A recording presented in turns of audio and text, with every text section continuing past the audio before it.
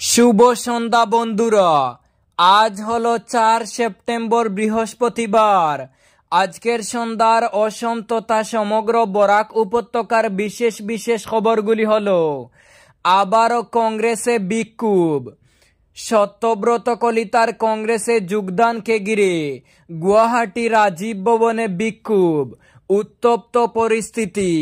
রাজীব ভবনে আজ বৃহস্পতিবার ঘটে গেল দুমদুমার ঘটনা। কমলপুরের শতাধিক কংগ্রেস কর্মী উপস্থিত হয়ে প্রকাশ্যে বিরোধিতা করলেন সত্যব্রত কলিতার কংগ্রেসে যোগদানকে কেন্দ্র করে। বিক্ষুব্ধ কর্মীদের দাবি, আসন্ন 2026 সালের বিধানসভা নির্বাচনে শুধুমাত্র প্রকৃত কংগ্রেস কর্মীদেরকেই টিকিট দিতে হবে। অন্য কোনো রাজনৈতিক দল থেকে যোগদানকারী নেতাদের টিকিট দেওয়া একেবারেই গ্রহণযোগ্য নয় বলে সাফ জানিয়ে দেন তারা। প্রতিবাদী কর্মীরা আরও অভিযোগ করেন, দীর্ঘদিন ধরে যারা কংগ্রেসের সঙ্গে যুক্ত থেকে সংগ্রাম করে আসছেন তাদের স্বীকৃতি না দিয়ে বাইরের নেতাদের অগ্রাধিকার দেওয়া হলে তা দলের ভিতরে বিভাজন বাড়াবে। উল্লেখ্য, সত্যব্রত কলিতার কংগ্রেসে যোগদানকে ঘিরে গত কয়েকদিন ধরেই রাজ্য কংগ্রেসে তীব্র অসন্তোষ দানা বেঁধেছিল। রাজীব ভবনে বৃহস্পতিবারের প্রতিবাদ সেই ক্ষোভেরই বহিঃপ্রকাশ। এদিকে সত্যব্রত কলিতাকে টিকিট দেওয়া হবে কিনা তা নিয়ে দলের ভিতরে ইতিমধ্যেই শুরু হয়েছে জোর জল্পনা কল্পনা। কংগ্রেসের অভ্যন্তরীণ দ্বন্দ্বে উত্তপ্ত হয়েছে বর্তমান পরিস্থিতি। পরবর্তী খবরে যাওয়ার আগে আপনার কাছে ছোট্ট একটি রিকোয়েস্ট, ভিডিওতে একটি লাইক করে চ্যানেলটি সাবস্ক্রাইব করুন এবং ফেসবুক পেজে দেখে থাকলে পেজটি ফলো করে ভিডিওটি অবশ্যই শেয়ার করুন যাতে সঠিক তথ্যগুলো সবার কাছে পৌঁছাতে পারে। করিমগঞ্জ জেলার নাম পরিবর্তনের বিরুদ্ধে ধর্মঘটকে সফল করতে মিছিল, পথসভা বিরোধী ছাত্র সংগ্রাম কমিটির।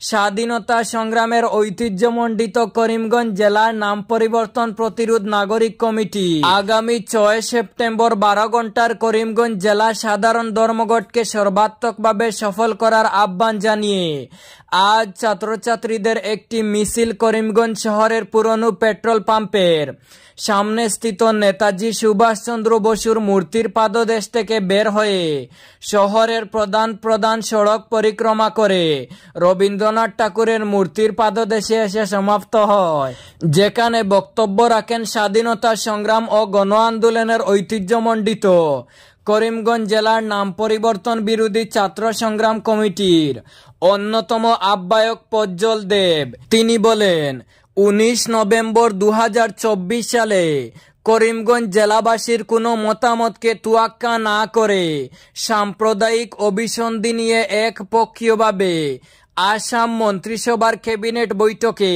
করিমগঞ্জ জেলার নাম পরিবর্তন করা হয়।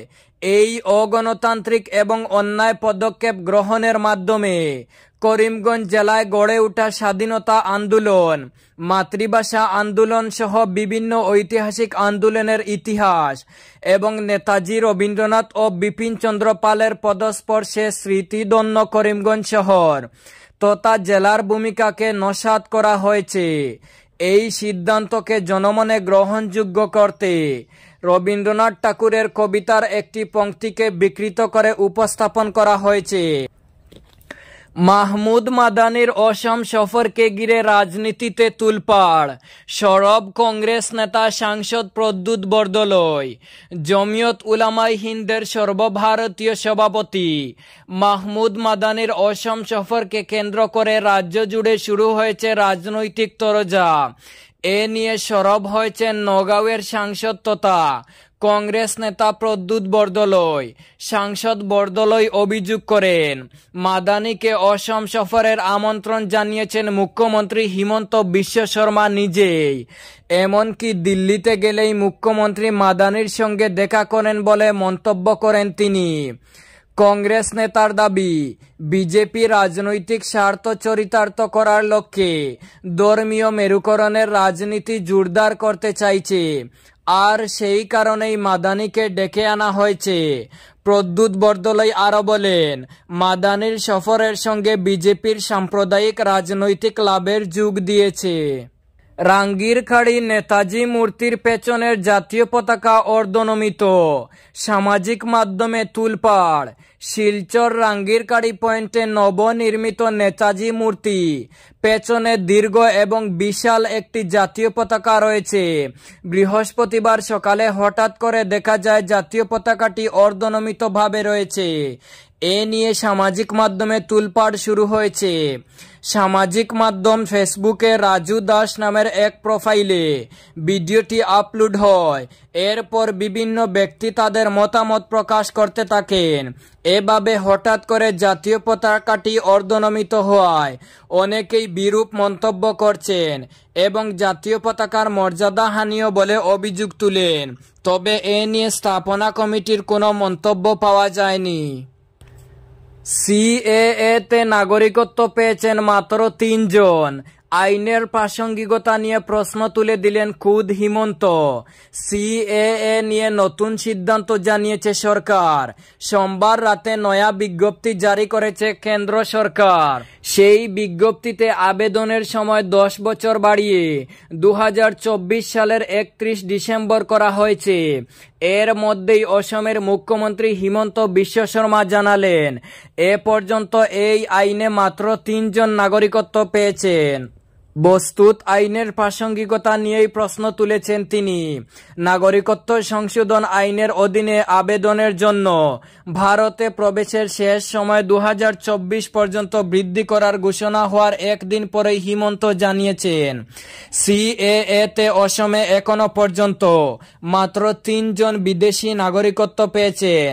পাকিস্তান, বাংলাদেশ এবং আফগানিস্তানে ধর্মীয় নিপীড়নের শিকার হয়ে ভারতে আসা অমুসলিম শরণার্থীদের নাগরিকত্ব দিতেই আনা হয়েছে সংশোধিত নাগরিকত্ব আইন। নতুন নির্দেশের আগে এই আইনে ভারতে প্রবেশের জন্য শেষ তারিখ ছিল 31 ডিসেম্বর 2014। সিএএ প্রশ্নে শেষ তারিখ বাড়ানো অসমের জন্য বিশেষভাবে গুরুত্বপূর্ণ। এই রাজ্যের মানুষের মধ্যে সবসময় আশঙ্কা ছিল যে বহু বিদেশি নাগরিক এই আইনের জুড়ে ভারতের নাগরিকত্ব পাবেন। নতুন সিদ্ধান্তে এই আশঙ্কা আরও বেড়ে যায়। যদিও এই আশঙ্কার আগুনে জল ঢেলেছেন মুখ্যমন্ত্রী নিজেই। বিশ্ব শর্মা মঙ্গলবার জানিয়েছেন, এখনো পর্যন্ত অসমের সিএএ-এর অধীনে মাত্র 3 জন নাগরিকত্ব পেয়েছেন। এই আইন ঘিরে যে আশঙ্কা তৈরি হয়েছে তাকে গুরুত্ব না দিয়ে মুখ্যমন্ত্রী বলেন, অসমে 20 থেকে 25 লক্ষ মানুষ নাগরিকত্ব পাবে বলে ব্যাপক হইচই হয়েছিল, কিন্তু মাত্র 12টি আবেদনপত্র জমা পড়েছে। আপনারাই ভাবুন সিএএ নিয়ে আলোচনা কতটা প্রাসঙ্গিক। এই ছিল আজকের সন্ধ্যার বিশেষ খবরগুলি। ভিডিওটি অবশ্যই লাইক এবং শেয়ার করে দেবেন।